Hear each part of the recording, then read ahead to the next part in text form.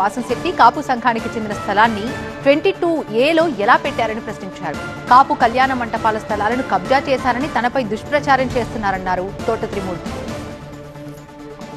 ద్రాక్షారామాలో శివరాత్రి జాగారం చేయనటువంటి junior college గ్రౌండ్లో శివరాత్రి జాగారం కార్యక్రమం జరిగింది.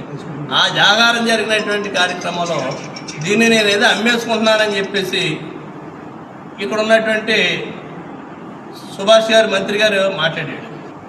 ఏమనుకుంటున్నారు ఏదో, ఎందుకు విషయం కక్కుతారు? నీకు నాకు సంబంధం ఏంటి? రాజకీయ పరంగా మన ఇద్దరం పోటీ చేసుకోలేదు. నువ్వు పోటీ చేసుకున్న వాళ్ళ గురించి మాట్లాడితే అవసరమే, లేదు నిజంగా ఆ భూమి నేను తినేస్తున్నాను అనుకుంటే మాట్లాడితే అవసరమే. దానికి ఆపించడంతో నువ్వు నీ శక్తి అంతా ఉపయోగించి నీ ప్రయత్నాలు నువ్వు చేసావు. ఏమన్నా ఆపించగలిగేవా?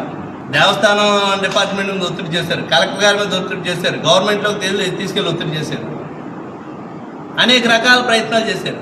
అనేక రకాల ప్రయత్నాలు చేసినందువల్ల ఎవరికి నష్టం జరిగింది? కమ్యూనిటీకి నష్టం జరిగింది. రాజకీయంగా చాలా చూసాం, కష్టాలు నష్టాలు అనేక ఎత్తుపల్లాలు చూసాం.